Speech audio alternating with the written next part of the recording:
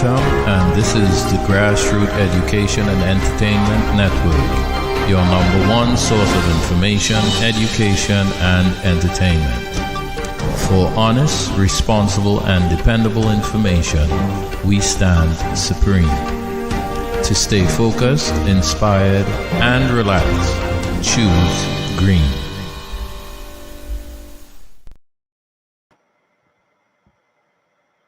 Ekabo, and welcome to the Ifa Orisa Tradition Discussion Program. Today we have a special guest on the show, Queen Mother Hatshepsut, and we will be bringing her on shortly. Apparently the host is having some problems or some technicalities in getting himself set up this evening, so he should be on shortly also. I would like to open by chanting an Oriki for Eshu, but in English. It reads, Divine Messenger, Divine Messenger of Transformation, Divine Messenger, speak with power. Man of the crossroads, dance to the drum. Tickle the toe of the drum. Move beyond strife. Strife is contrary to the spirit of heaven. Unite the unsteady feet of weaning children. The word of the divine messenger is always respected. We shall use your sword to touch the earth. Divine messenger, do not confuse me. Divine messenger, do not confuse me. Divine messenger, do not confuse me. Let someone else be confused. Turn my suffering around. Give me the blessing of the calabash. So be it. So be it. So be it.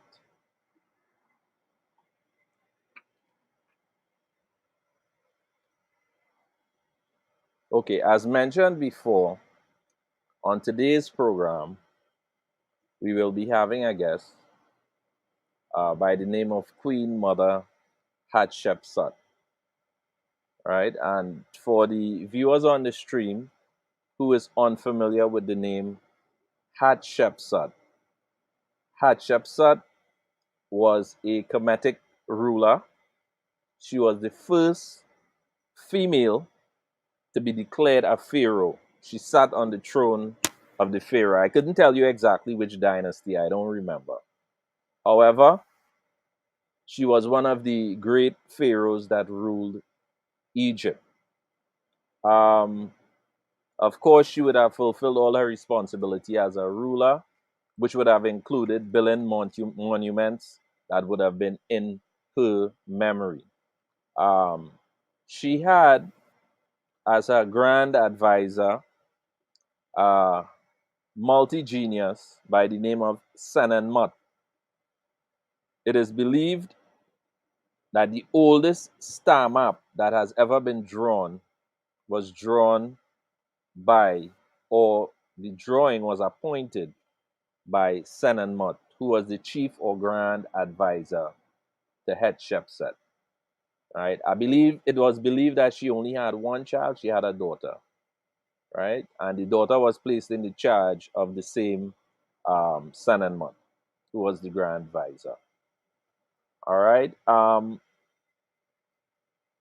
have heard Queen Mother Hatshepsut through viewing a couple of her videos online, right? And Queen Mother has a great knowledge of several of the traditional African systems that are used in modern time. So, I mean, she would be a very suitable guest for today's show, right? But I would allow Queen Mother Hatshepsut to introduce herself, to tell us about, herself and about the work that she is doing and the contributions that she makes to our advancement and our development as a people. Welcome, Queen Mother Hatshepsut. Well, it was it was a very busy day for me today, Okay. but I was still able to make it. All right. Well, we Um, really do appreciate your effort to be on the show. yes, yes, yes, definitely. And I really feel privileged and blessed to be asked to come and say a few words. I have been listening to your program, and I am very impressed. Coming from Thank you. Trinidad, I'm Okay. very impressed. Um, to talk about myself, I was born behind the bridge, Quarry Street to be Okay. exact, for the Spain. Okay. My family really hails from Sierra Leone to Tobago to Trinidad. Okay. We are a huge family and proud. Okay. Um, we are music people, you know, piano and steel band. My uncle is a pan pioneer, Fillmore Boots Davidson. We have a family Okay. music too. We all learn music there. I went to school in Port of Spain, holy name. But it is there that I got the, the call to go to the source. And I was 16 years old and didn't understand what that meant. When I heard that voice telling me that I will tell people that will make something that will make them new. The voice said to me, you will tell people something that will make them new. And that was after 1970. In fact, that was the lower part of 1970. And of course, I didn't see that I was a member of Jack. I was a revolutionary poet at 16. So when I Wow. got that message, I held it. And upon leaving school, when my father thought I would probably go up to Oxford or somewhere, um, my life took its own path. And I was speaking truth from Africa. I Okay. think the person who really aroused that was Kafra Kambon. Because Okay. one day in Woodford Square, he said that we should be reading from our own Bible. So that led me to where I am today. Wow. Now, Queen Mother, for most of the viewers, because we have a lot of people who take in the stream, they may not know exactly who Kafara Kambon is. So, if you could tell us a little bit, because I too am young, and I am aware of some of the history of the Black Power movement in Trinidad. But for some of the viewers, if you could tell us a little bit as to what his role was, or the contributions he made to that particular area. Well, there were three of them. There was Makanda Daga, who is Geddes Granger. There was Kafra Kambon, who was Dave Damo. And there was Igor Ome, Dave Murray. And Okay. there was some involvement from Clive Nunes. These were the three leaders of the Black Power Revolution that a lot of Okay. young people today don't know anything about. Yes, that is Kafka indeed true. Kambon now heads the Emancipation Support Committee. Yes. So he's still in fact active. Very active. All right. And out of the three names that you called, how many of them are still alive beside Kafra? Ome or Igor Ome is alive. We Okay. communicate often. All Daga right. died in 2016 or 17 Okay. or All right. Well, then we transitioned are rather. very we are very fortunate and we are very blessed to have you still with us to share with us a lot of this information, this history in particular. All right. Right? So tell us a little bit about your philosophical outlook of your center of Afro consciousness, or if we just want to call it consciousness, because I don't want to necessarily limit it to a particular nationality or race or anything of the sort. Well, I had asked the Most High for the source because I felt that what was around me was adulterated. So I wanted that which was pristine, take me right back to the source.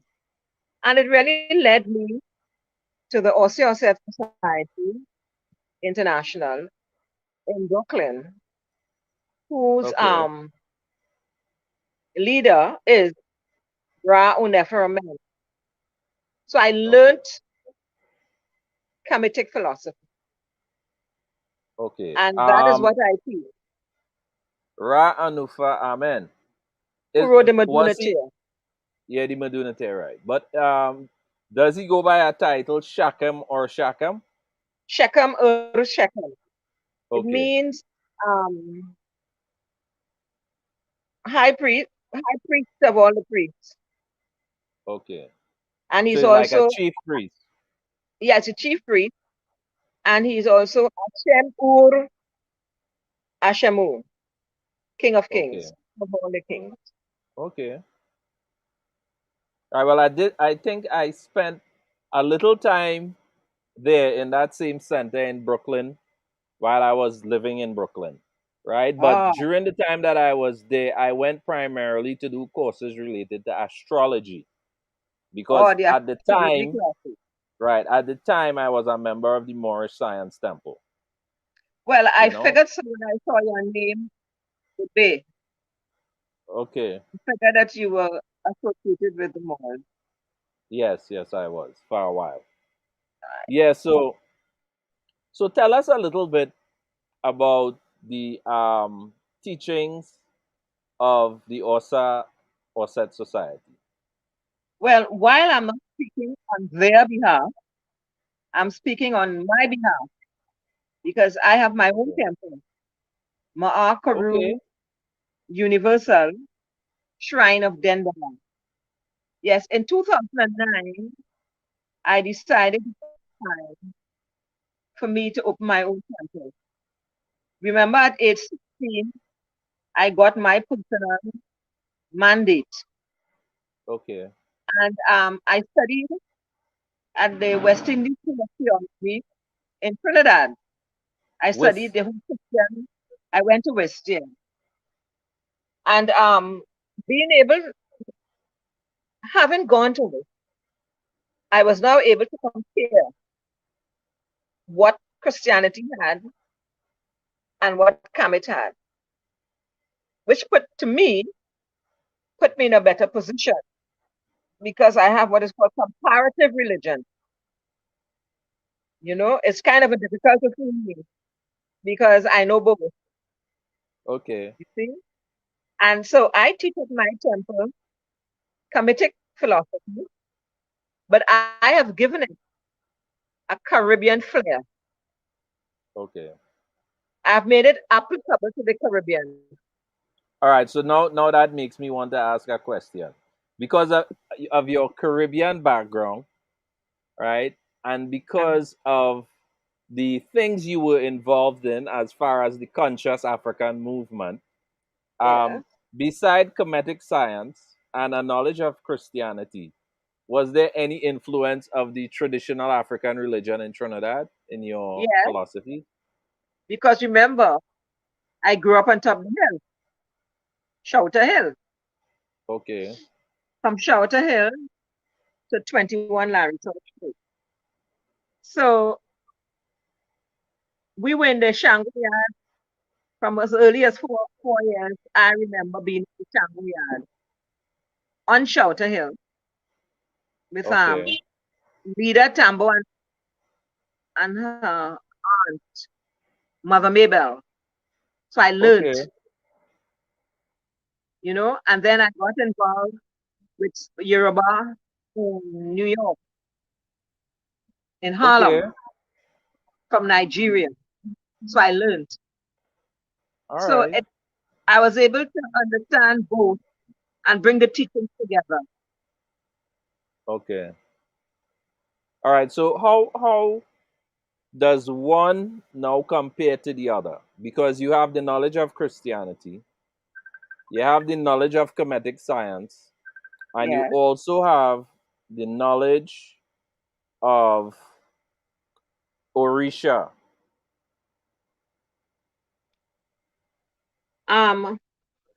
To me, they're identical. It's one and the same thing. Okay. All right. So do you think the Your difference is just a linguistic difference? There might be some cultural adaptation Okay. because more certainly, the Yoruba religion was hybridized in the family. You know, it got Okay. it got a Mhm. little mixture of Christianity in it for survival. We know the story. So, apart from that, you can see the root is the same.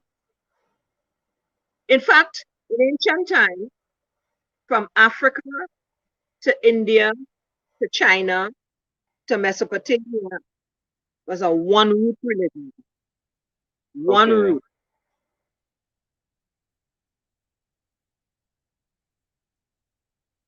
Okay. So So I will conclude mhm. by saying that it's the same root. All right. So would you say that the history would be able to link these three groups into each other as far as their traditions are concerned? Yes, I have a book, I have a volume coming out talking about that. And I have the link among the three, Africa, India, China. For example, you have Ogun, Kemet has Heru, right? India has Bagalamukhi, China has Kwanti, same. Okay, so basically you're saying when you look at these deities belonging to different cultures, you were able to identify some of their characteristics and even some of the mythologies as being parallel to those that exist in the other cultures also. Oh yes, definitely. It was a one religion that came out of Africa and traveled east. Okay, so beside the linguistic differences and beside some of the mythology, do you think that through research you are able to penetrate the appearances or the cover that is used in order to maintain the continuity of the teaching of the tradition below the clothing, which we would refer to as the mythology? Do you think that all the Well, messages are basically the same? yes, because you see, the myth conveyed a truth, a deep truth. So the myth was just a container to hold the truth. It was a storyline to Okay, preserve the truth, okay. you know. Well, So we have to pay attention to what is in the container and not the okay. container. All right. Joining us now is the host of today's program, who is Baba Iwaliwa. Um, he is now here with us. Well, or at least he should be with us shortly, right? Now, we spoke about the deities, all right? But what about But I aspects of rather the. not. I rather not call them deities. All right, okay. We spoke about the figures that plays a central role in most of the religions, if you or the spiritual traditions, right? Tell me a little bit, for example, about the scriptures or the documents or the literary material that are found in different cultures. How do they match up as far as most of the teachings are concerned? Well, our original text, I think from the fifth dynasty, was the pyramid text and the papyrus of Ani. And then you had the Potemeru, which is the Book of the Dead, which is really the Book of the Living. But when Westerners got a hold of it, they did not understand the myth or the story of Hosea, which is your Obatala. The Okay, story of Hosea, or the myth of Ori, because the Shechem thinks it should be called mythophorein rather than o- myths, like the Grecian myth, okay, because our myth was spiritual, deeply spiritual, okay. and carried deep messages. But then I would now want to ask, now, if this information have to be preserved in the form of myths, given the fact that you have individuals who are part of society of different age groups, would it don't you don't I mean, in my mind I would think that it would be easy or easier to Hmm. transfer these myths in the form of stories so that even children as well as adults are able to appreciate the information. Well, people are writing now. A lot of the brothers and sisters are writing books, stories from these myths for children, for adults, you know. So what we have to do is to write and write and produce more. All You right. see, a lot of people are just talking, but they're not producing. Okay. All right. I want to use a practical example. I could remember me growing up and reading stories from Aesop fables. Fables, yes. Right. That's what the name of the book was, Aesop Aesop's fables. fables. Right. And then in the beginning of the story, it would start off by saying once upon a time. Hmm. And at the end of each story, they would tell you in a summarized form, this is the moral of the story. Nice. So, in summary, they would explain to you the lesson that was to be learned from the entire story. So, All right. despite the fact that it was a very interesting and entertaining and humorous and evoking all the different emotions in me as a child, at the end of it, there was a lesson. Now, for persons whose responsibility it is to transmit this information in the form of myths, it seemed to me that that aspect of even storytelling has been lost. Where now the story is given, but no explanation or summaries is given at the end, quoting the most essential part of the entire myth. I agree with you there. I think it's the responsibility of the modern writer to make this abundantly clear so that the young ones could get it crystal clear in their minds. You know, I know that present comedic writers, writing stories and stuff, tend to follow um, that way because they are aware that their responsibility is to transmit this knowledge. You know, we can do games, we can do box games to preserve that knowledge. We can do continue with our games. We children played 3A and moral and such, and we sang songs. You know, Jane and Louisa would sing some home. We can make up our own and pass it on to our children. Well, There's I so much think that that we can do.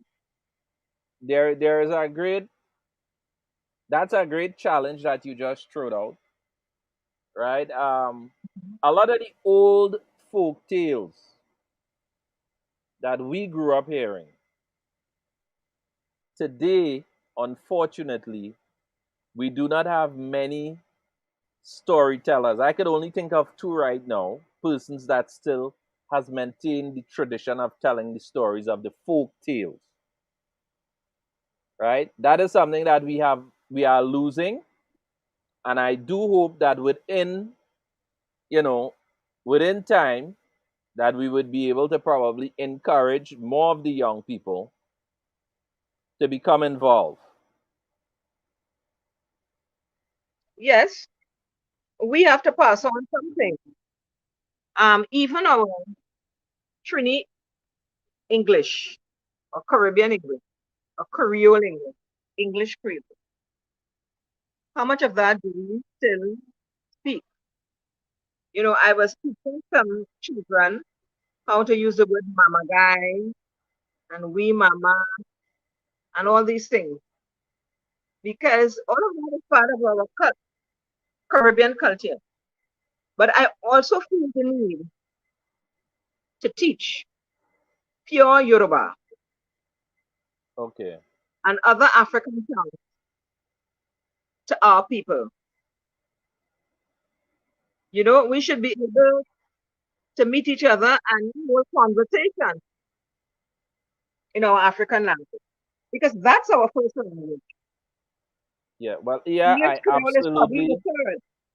I absolutely agree with you because I mean when you travel to different parts of the world, what you would normally do is you would meet people with specific nationalities who are able to speak in their mother tongue.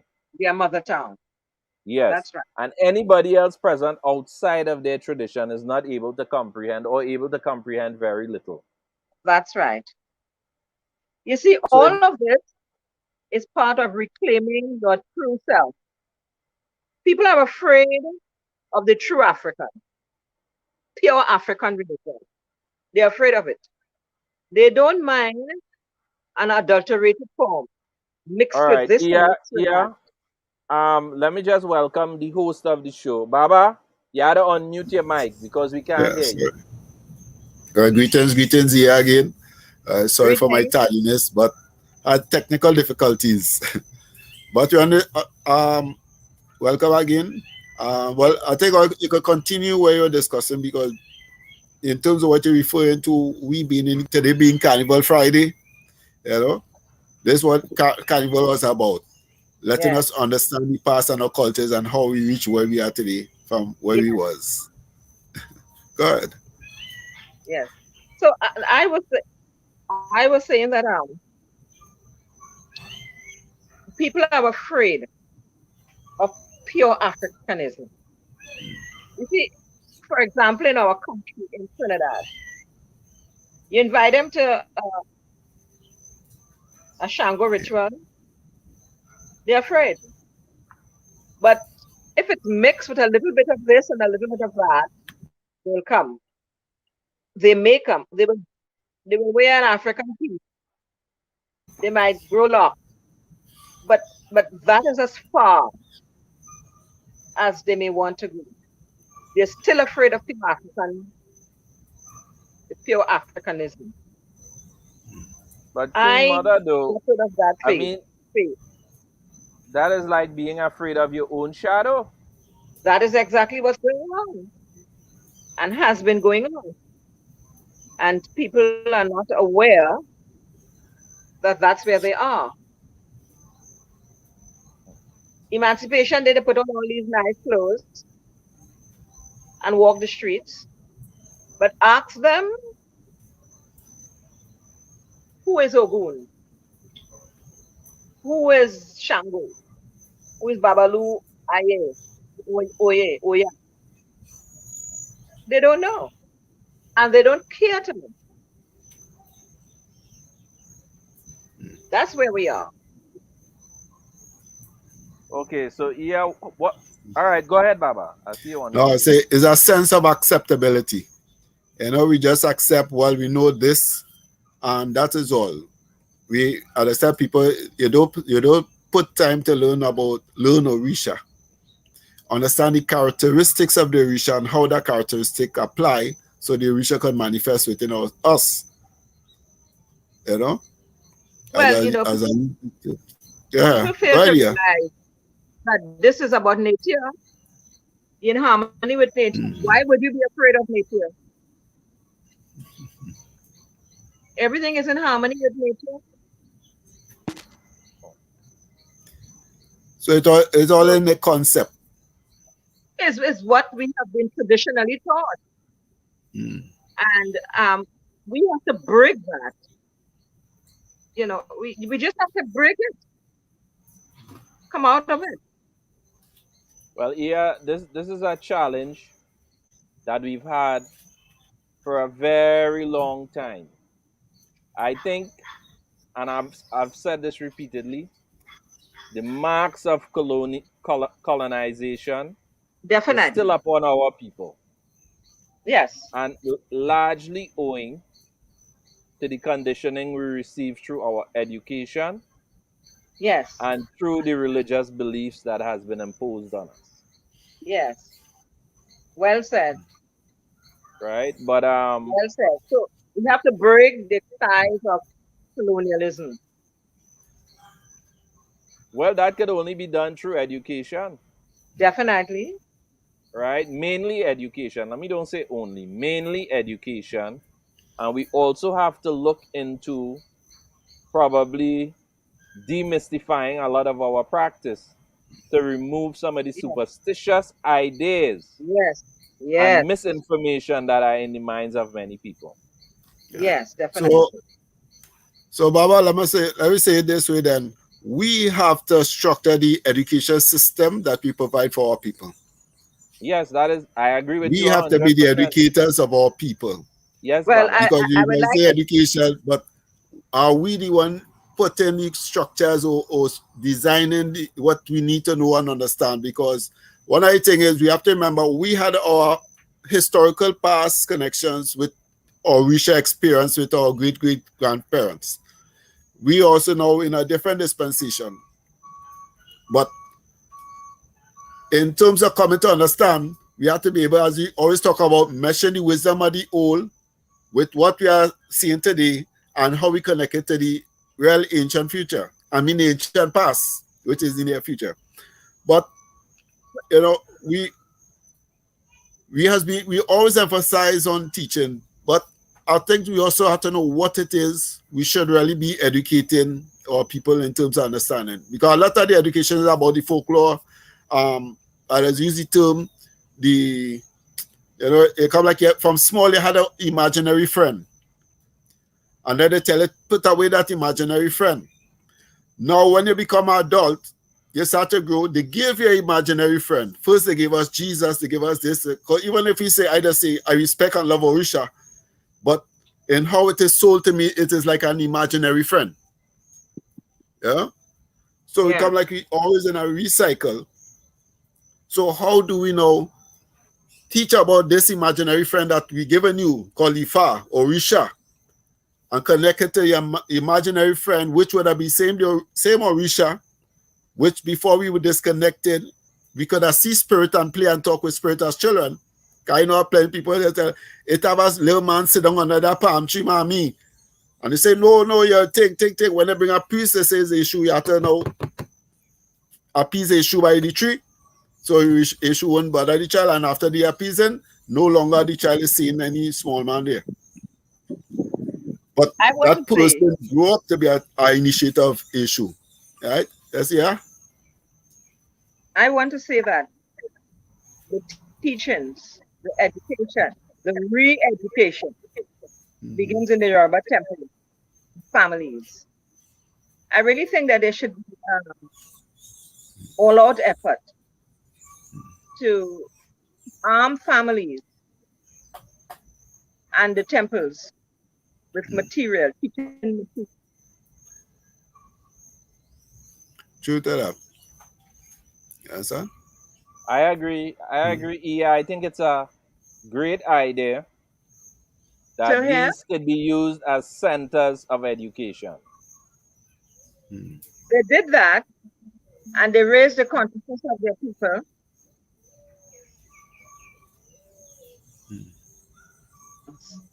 That they did it. They did not wait on mass education. They started it. We can do that. Have everybody wear a little wristband, a wristband to commitment. Hold on. Hope we lost her. All right, she's here. Okay.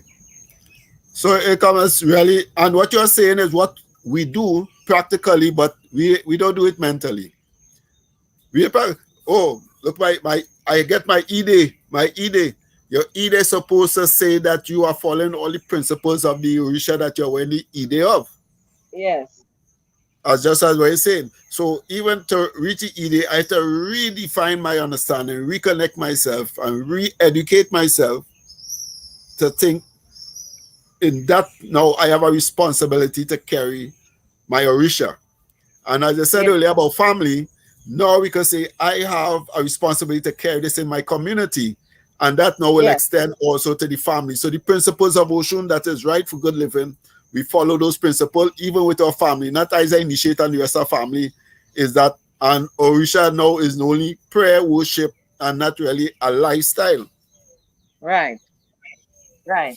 But my passion really is family life, and I always feel that if I could get to a family and just leave something, it will trickle down to the community. If one person, if each of us pledge to 10 families in Trinidad, we must say, well, okay, for the first quarter of the year, I must have reached 10 families. Give them something tangible. If it's a booklet, if it's a leaflet, you can prepare your own writings, Castro did it when he won the revolution. He erased illiteracy from all of Cuba. He sent all of them teachers up in the mountains to teach, and erase it. And we can do the same thing in Trinidad. A one-page literature about our religion, and they make sure a page gets to a family. That's all. 2 pages, a button, a wristband, and we start from there. I have been thinking about this button and wristband thing for a while, and I say, look, we have to literally invade our country. Just barge in and do it. Your idea is a very, very brilliant idea. I've never heard it said like this before, but I think it's an excellent idea. Yeah. Bombard the place with the literature. 1 page of those buttons or a wristband. When I was at the University of the West Indies there in Trinidad, that was the talk on campus that the East Indians had these wristbands that were given out. We weren't even knowing that. We didn't even know they were wristbands. And, they raised consciousness. It caught like wildfire among them. And they began really to send their children to school more I mean, they flooded the universities after a while. Remember, they never send their children to school. I mean, I don't know if you all are old enough to know that. Yeah, East yeah, Indian yeah. children didn't go to school. They didn't go to school at all. They had to stay home and plant garden. And then suddenly they flooded the education system, the schools, the best schools, the university, the faculty of agriculture in Trinidad, faculty of engineering, and these things. You know, this thing is planned. It is not haphazard. It is planned. It is targeted. You have a target population. Let's say we want to target Lavanti Road. We kind of a guesstimate how many families there. We have enough flyers, we have enough buttons, we have enough wristbands. We make sure every family gets like 2 or whatever. We encourage each family to set up a shrine. And I said that in my Heru Shango lecture last week. Igor Ome has a booklet on how to celebrate Emancipation Day. Set up his shrine and and the whole 9 yards. He has that book. He told me about it. I bought a couple of copies, but they're in Trinidad still. You bring all of that into play, bring in his book. Start by using his book if you don't have anything, and you build from there.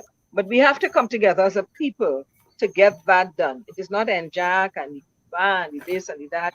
It's us Africans, you know, coming together to get that done. As simple as it is. We don't have to wait. Waiting on the government is a waste of time. The government is not interested in this. This is our thing. This is our responsibility. I practice African psychiatry. I wasn't taught that. I created that. And I have patients. I am well recognized. And when I came here, I didn't care what the city say, what the state say, what the doctor say. I told them straight, this is my billet. This is my people and this is my responsibility. And don't tell me how to treat my people. Straight up. Whether they paid me or not was not the issue. I had people to see and I had my clients and I helped. And I practiced what the ancestors gave to me. That's the kind of mindset. You really don't care. You're getting up and you're doing it. I spoke to Leroy Clark. You know, Leroy Clark was my husband. And I spoke to him about that. And we even had a plan. Of course, he passed before I could do all of that. But I felt it was so urgent. It was so urgent in Trinidad. I mean, our people, while we are rising, we are sinking at the same time. But some of us are rising up. But the younger ones they don't have any knowledge of who they are. None at all. They don't have it. Nobody taught them. Well, you know, we have to be thankful for all of those before us who were involved in the Black Power movement, because that brought about a great measure of consciousness to African people in the Caribbean. That not saved just us. Trinidad, in the entire region. It saved us. Today, unfortunately, we don't have many advocates for that type of consciousness among our people. Yes. You know? So this is what makes that particular approach that you mentioned so strong. You know, the idea of working with a few families and trying to build the level of awareness through information and education. If we can pledge all the people that you know, the conscious brethren, if each person could pledge, I have to reach 10 families within these 3 months, we can get it done. Even if it's just listen, Christians come around with their flyers, with their tracts. Jehovah Witness, everybody gets a track. I was going to say that. Well, in a sense, this is what they make an attempt to spread a message. As I said, Orisha people is not just people who just go shrine and pale, you know. Yes. Every human being actually is connected to Orisha.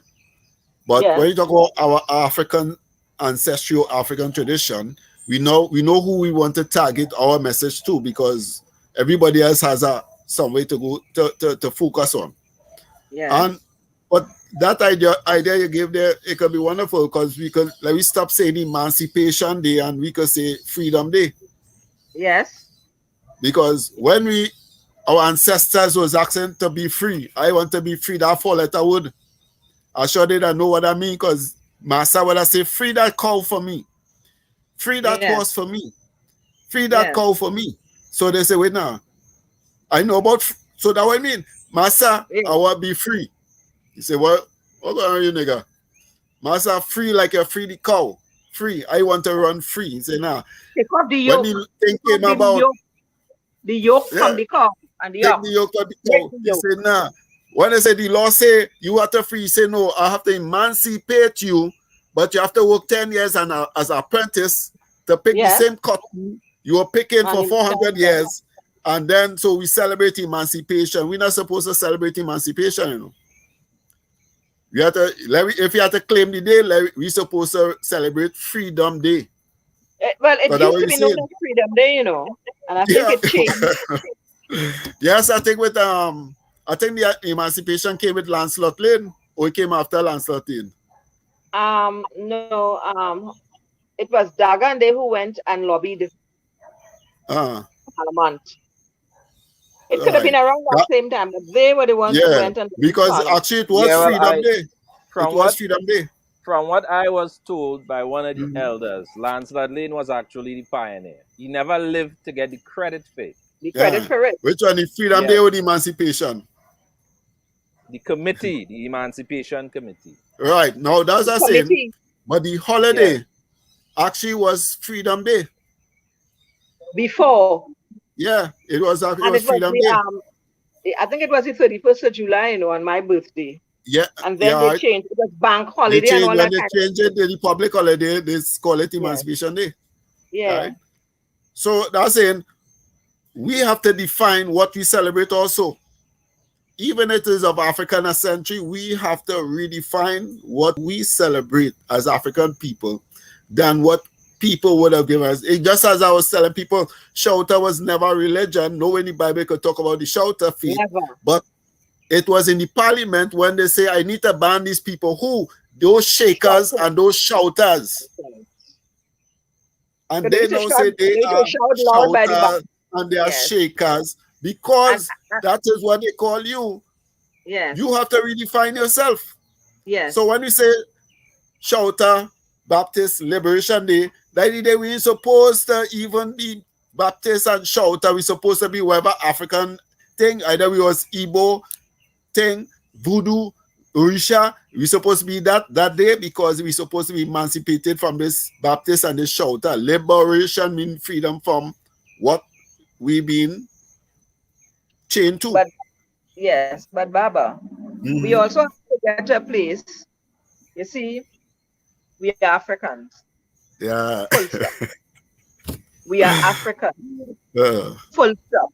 So when people ask me up here in America, so what are you? I said, I'm an African, born and raised in Trinidad and Tobago, living in America. See how clear I am? Because our Chinese, always are Chinese, you know. When they watch them, Chinlock and all these people, that person's a Chinese. I'm an African. But I was born and brought up in Trinidad and Tobago. An African born and brought up in Trinidad and Tobago. Now living in America. Are you African American? No. Funny enough, I was listening to Tuhuti, and one of the different interpretation of the stories of Tuhuti and Atum and all this thing, and it's come like saying it is have one language, right? So when you ask it, you from Grenada? Yeah. Well, we the black skinned people from Grenada. You from St. Vincent? Yes. You from Haiti? Oh God, you Haitian. Yeah. Well, use the African and Haitian. Use the African in America. Use this. So we are one. Just as water, river water is river water all about. We are African, and we're not even supposed to say African to her because we still say what they say. Some Afrikaners, Anthony Afrikaners who found the but we accept the name because it's nice. We got separate. We choose to accept it. Let me put it that way. It was not Yes. forced for us to accept as emancipation. So when we I'll tell wanted you. Freedom Day, they said, no, we'll give you Emancipation Day, and then we only Cambole in about 1834. I was telling somebody today, well, if we had all these things we showing up with stick fight and that, and how we could bust we own brother's head, why you wasn't using the stick against the white man? Yeah. Yeah. We, Well, you know, we will not even reach 50 years, much less 400 years. So that's saying we have to define. We have to also choose what we accept to celebrate, what we accept to identify with, what we accept to be our being. Because you can accept it. Yeah, Africa. Why you call me that? Because they used to call me mellow. Why you call me? Because I just mellow. I was quieter. I was a kind of very, very shy boy. And then when I moved to live by my grandfather named Melville, so I used to call him Mr. Mellow. Oh, So I I see. accepted that. I accepted the name. So who am I? Baba Mellow. Well, Iwa Daniel John was what they identified me with. I see. But I choose my character, Baba Mellow. And then Baba All right. Mellow tell Daniel and Iwa how all should behave. All right. I hear you. Well, the whole thing is identity, as I say, and as soon as I was able to, and I had this thing going from smaller. In my book, I have a whole long chapter about being raised, how I was raised. And it wasn't about boasting. It was because I discovered how rich the legacy was, and how that is what saved me. And I encourage, and those 3 lectures that I had there for Black History Month, I encourage people to document their legacy, their genealogy, to talk about it. You know, there wasn't a day my father didn't talk about our ancestors from Sierra Leone, Prince Hunga Kisa of the Kisi clan of Tisan in Sierra Leone, who sent his children to Tobago in 1863. And that is documented. But my grandfather passed it on, and my father made me the genealogist everywhere he was taking me. And sometimes I don't want to listen. And he would say, "Hear what I'm telling you? That is your cousin from so and so and so and so. Learn his name well," and things like that. You see?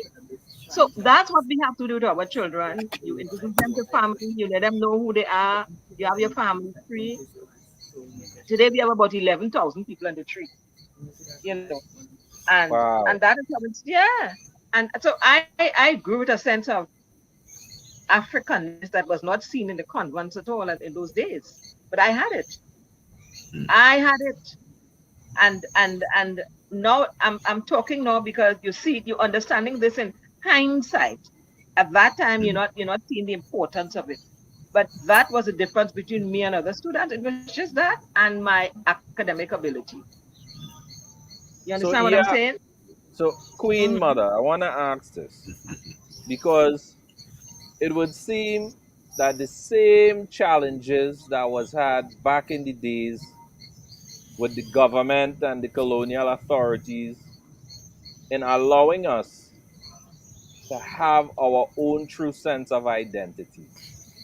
What do you think beside what you suggested, which I take as an excellent suggestion, and I think is something we should actually do in terms of working with the Immediately. family. Right. But I wanna Immediately. yes, I agree and I think it's a challenge we will take up. Right? Yes. But in addition to that, I wanna ask about what should our approach be in dealing particularly with government agencies. Because for example, if we wanted to do our own schools and we wanted to control the information that is given to Oh, our yeah. children, Yeah. it seemed the challenges that was had back then since the 70s is the same obstacles we meet up till today. Well, one way of doing it is you have a few like minds together. You're not going to get everybody to agree with you on this, eh? But you have, if it's just 2 or 3 people, that's fine. I work well with small numbers. I don't look for the crowd, but they are committed. They have the same vision. We know what we want. The first way is to start bombarding your MP with letters and calls. That's how it is done up here. Letters and calls. Letters, emails, door rotten. They're there as evidence.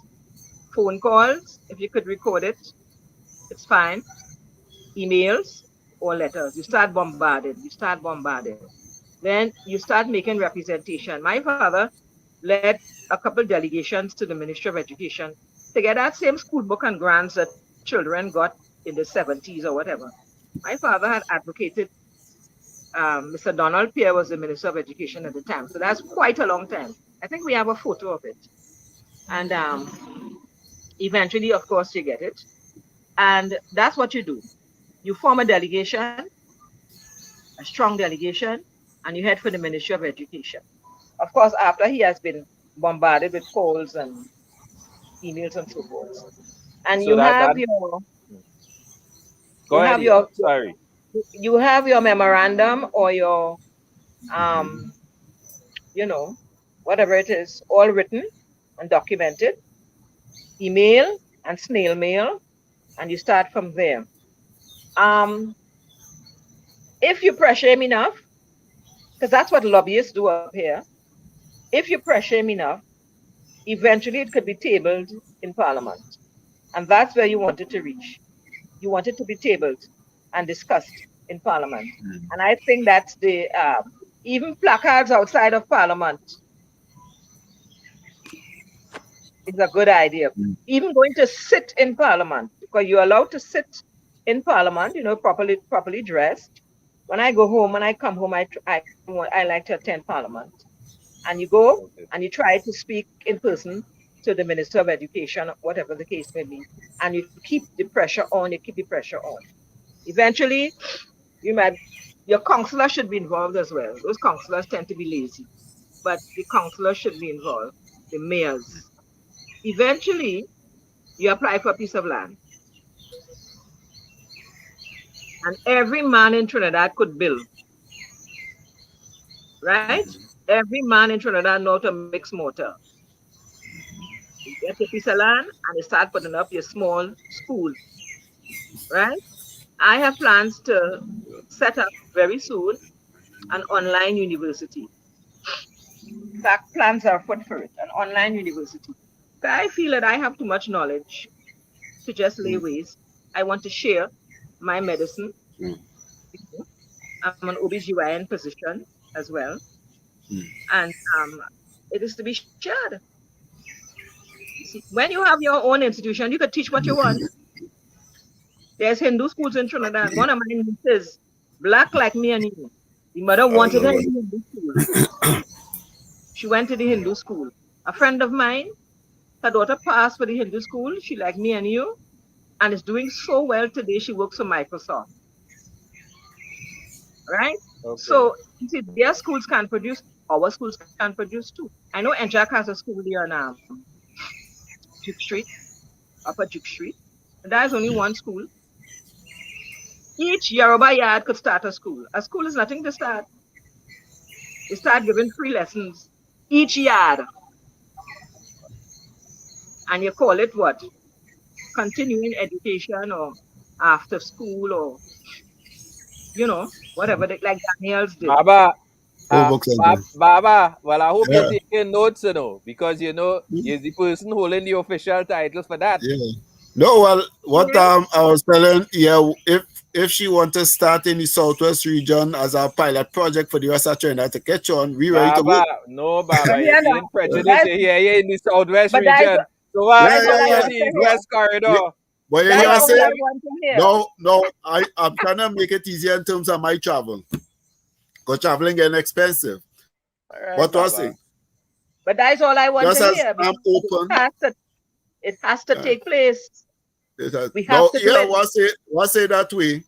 Just as I show interest, because I go show other brothers and sisters in the other regions would also like to join in. So I just take the pilot of asking the question, the rest to follow the pilot and say, yes, we're ready too. And all we can start. Because if you just get in with the vice president or a representative from each vice president, that's just 6 people. Yes. So you have a big pool. No, well, Yeah. Baba, you need to explain to Queen Mother exactly what you all have going on with the ICIRTT so she could understand. Oh, I didn't want to overcrowd her and not take her. But the International Council for Ifa Religion, Trinidad and Tobago chapter. Just now, bear with me a bit. I'm in the boiling Yeah. hot sun here in Florida, and I like it. Oh, It was so cool. Yes. well, you're in a better position right now. We're raining down in Trinidad here in the dry season. But look at that. Right? Global Right. warming. Go ahead. Okay. Right. So the International Council for Ifa Religion, Trinidad and Tobago chapter. Right. Well, we ain't Yes. fully inaugurated yet. So, but they have an executive. They have the 6th region of vice president of the regions to basically help push or build the community. Like you use that word, build the community within IFA. Yes. All right. So I'm saying, because as they would also hear this program and the same plan, because everybody has that dream, you have the tool. So we don't need somebody to reinvent an idea, because of all the options we could take, we just sell them, take our own. So look here, we having somebody have a program that their own, because people is trying to push Amos Wilson blueprint, blueprint for Black Power in the 20th century. I bought the book for about $600, and I ain't get to even use 2 chapters out of the book. Yeah. Because, you understand? But saying, what you would have put together is based on your experience here in Trinidad and Tobago and the wider world. Yes. So you understand us. I understand people. Yes, Now somebody in listen the to me. West can more bring the West to understand IFA than a Nigerian come and explain IFA, because a lot of them who close in the Nigerian, they still kind of missing it. Not saying anything wrong, but if they don't understand Trinidad culture, how they may give the message, we might receive it different. Yeah. But you who has been connected, and you can even go beyond Orisa into ancient Kemet, which is basically the same language, just a different dialect as saying the same thing. Water is water in water wherever. So, but I say your idea could work, and we could try it working within the regions. Because if you say every parley, you don't have to do the work in all those regions, but you pick. So your main work could be East-West Corridor or Lavantil Hill, as you say. Yes. You get your 10. But while you're there, you also have people looking for the 10. But remember now, you one who had the plan had to do now. You have to do all the not managerial work in terms of all the assessment. Yeah, but because Baba, anything go wrong, we have to look at you. Management. Project management. Yeah, but project Baba, management. Given the current technology, Queen Mother could be 1,000 places at the same time. Once she comes on a live stream like this, a lot of people will be able to hear her. She could conduct classes I go with that same online. thought. That is only 6 people, which you could live stream, but to not overspread, you use one of the areas, which will say Lavantil, Northwest. Let me don't say Lavantil, that Northwest region, right? And also as you're managing the project, also could assess, because sometimes you plan how we might apply it, not how you say should be, but you might see the error in that special place you're looking. So if the rest of them might get it the same way wrong, you already have one project you're looking at where you can send a message, or page 25 F2 do not mean throw the cornmeal after the water. Right. I hear you. Now listen, so we can work it. This thing that has been ruminating in my soul for so many years was just awaiting the right people who could take it and run with it. Because when I see my people come to nothingness, non-entities, in a vacuum, they don't know who they are, killing one another, you know that there is work to be done to raise consciousness.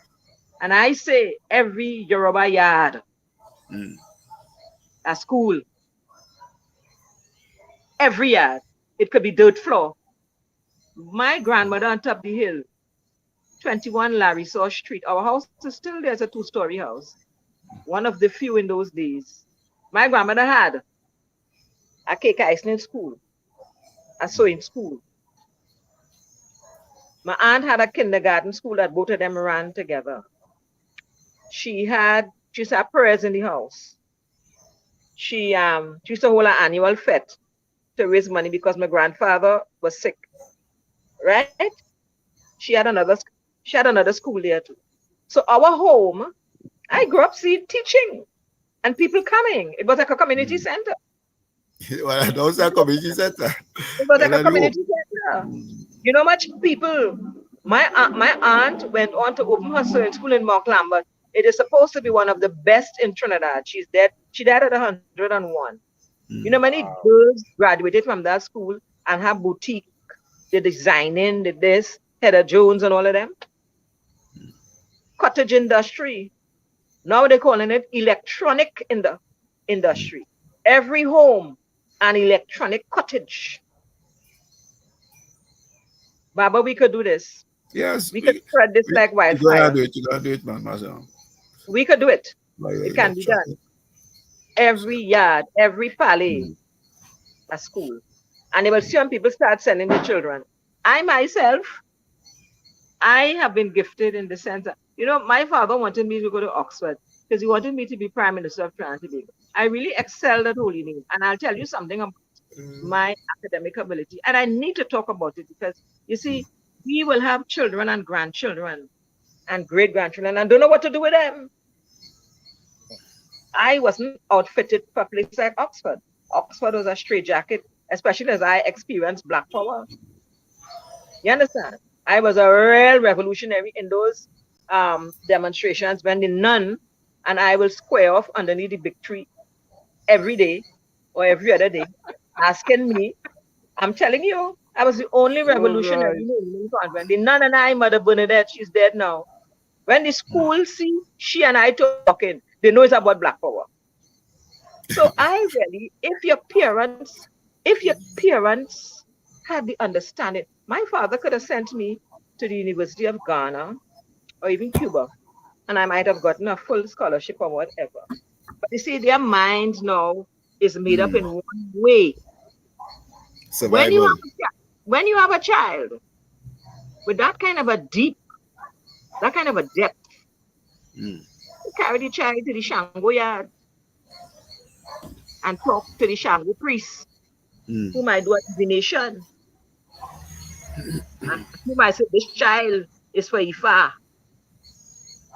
You understand? This child is for...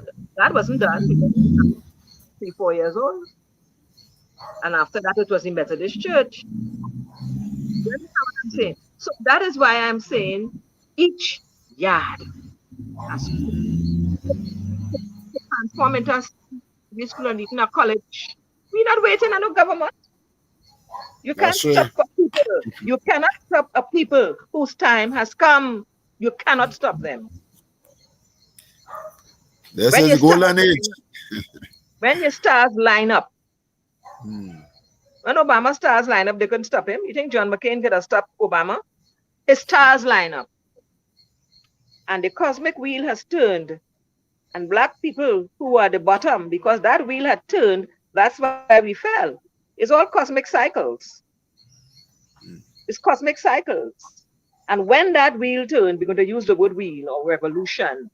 We were at the bottom, but now we know we are back up. We are back up. We are getting there. You and I. The revolution is making a full circle. So they say I am because we are. Yes. And nothing can stop a people whose time has come. Has come. I see. Well, yeah, we have about 5 minutes again to go. But so I will email you all on this. So, but in leaving, though, we will have to continue this discussion because we have to get the first meeting. Yes. Right? Because we don't, in discussion, we don't discuss things and leave it hanging thing. That for the other stations and other things. CNN and BBC and them. what we discuss is how moving forward, and this next discussion supposed to be the experience of making the first attempt or the first step in the journey. Right. Right? So, So we will continue to discuss. So so Baba, what any you can do words, is please? text me your email. Sure, yeah, we would do that. Yours and Huh? Ifa Big Miro. If I bear me wrong, Ifa yes, Bemiro. I like that. yes, Ifa Bemiro. yes. So send it to me, and I would email you all my thoughts on this in point form, and we could hold meetings on it and see how quick we could at least make the first move. We don't Right? care. We just Really gotta get surely. up and do it. We just do it. That's Yeah, it. yeah, yeah. Liberation, man. We are Yeah. liberated. All Yeah. right, Let well, me manifest what liberated is. I don't want to be emancipated. Queen Mother, we want to Yeah. Liberation. thank you. We want to thank you for appearing on the Ifa Orisa Tradition Community Discussion. And hopefully, we should be able to have you back on sometime soon where we could conclude this discussion Right. on education and the community, and the Right. African community. Right. Right. And I'll be more prepared because I was getting dressed actually. Right. Right. So we thank you again, Queen Mother Hatsheput. And we'll talk again, both Okay. online and privately. So that we Good. continue the era. Bless you and shine the light on you, Mother, Father gods. All Thank right, you. so for the Thank viewers, we'd like to say Odabo, and we would see you on our next stream next Friday. We again would remind you to like, share, Yeah. And and subscribe. subscribe. Yeah. So with that, we'd like to say Odabo. Odabo. Odabo. Etapu. Etapu. Etapu. Eteput. Etepo. Okay. Eteput. All right. So.